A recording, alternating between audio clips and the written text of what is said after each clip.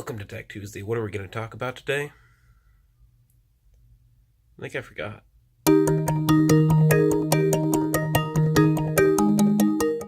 So memory, right? Memory. What is memory? That's not what we're going to talk about. What we're going to talk about is to buy memory, what to buy for yourself, right? So if you're building a system, what do I recommend? 16 gigs with the fastest memory you can buy. DDR4, that is what you should buy, right? But first, what do you actually need in priority list, right? So the first thing that you want to pick while buying a PC, you want to pick your CPU, right? You want to pick the processing unit that you're going to use, that you're going to actually be able to afford, that you're going to actually be able to use, one that's not too far out of your range. But again, one that you're going to use. Don't buy the most expensive if you're not going to actually use it, right? So once you pick a CPU, then you're going to pick a motherboard to go with that CPU. And that is the second option that you pick. That's the second thing that you go for. Don't care about the graphics cards. Don't care about anything else. CPU, motherboard, right? Pick a good CPU. Pick motherboard that actually, supports that CPU, right? That makes sense. Other than that, you can choose every other part depending on whatever you want. But because of the motherboard, there's only specific vendor listed RAM memory that you can actually use for that motherboard, right? So most, RAM is going to work. So if you buy a motherboard and it supports DDR4, which is the newest, and you should probably use that. Don't get a motherboard with DDR3 memory because that's old school. Biggest thing is get that list. Look at what you can actually use on that motherboard. And again, if you're going with my recommendation of 16 gigs starting out, if you're going for a power build, make sure you have at least 32 gigs. If you're going for extreme budget, make sure you have 8. And you're going to want multiple DIMMs, right? Multiple sticks. So if you're buying an 8 gig, if you want 8 gigs, you buy 2 4 gig sticks or 4 2 gig sticks to make it a total 8. If you're buying a 16, I recommend 2 8s, but you could go 4 4s. But the biggest thing is having multiple memory channels, especially if it's a Ryzen AMD build, it's going to use those multiple channels better. So I'm going with a 32 gig build.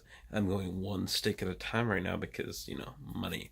And so buy whatever you can, buy the fastest you can of it, and make sure your motherboard supports it. So I'm going the HyperX 3000 millihertz RAM stick. Bought one.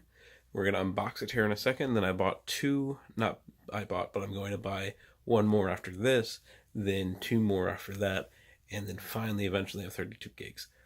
But I just wanted my system up and running, and that's why I only bought one thing. So that's how you pick your RAM. That's how you want it. Again, the more RAM you have, the more function that your computer can do, right? Because there's more memory lanes for it. Again, RAM is different than storage, right? So memory is different than storage. If someone says, hey, what kind of memory you have, it's going to be your RAM. If someone says, hey, what storage you have, it's going to be your hard or solid state drive. Let's go to unboxing. So for RAM, I got a HyperX 8 gig stick. This is from Amazon Warehouse Deals, and from working in Amazon previously, that all that means is basically the package somehow got open, broken, or other than that, it's pretty great. So it's inspected by them to make sure it's actually in working order. And you can find really good warehouse deals on Amazon Warehouse Deals. So this thing usually costs about $127. This was 30% off, $30 off, sorry, $30 off because, again, basically the package was just a little bent or something else. Awesomeness. Go ahead and do it yourself. But yeah, $97 for this. So great. So it looks like it is basically opened for whatever reason, but it was opened and now it's taped shut. Houses nice, ASIN on there. But let's get it actually open. Look at that DDR4. Still has the sticker and everything. Alright, so after opening it up, right, we get the sticker, which is cool, I guess. I'm not going to put it on my PC because that's lame, but you never know. And inside, it's literally the stick. If I can get it out. This is so difficult with one hand. The HyperX Predator. Look at that thing. It looks kind of, nice, bland, black white, just chilling. Here's the other side, sticker wise. Whoop whoop. Alright, alright, alright. Look at that beautifulness inside.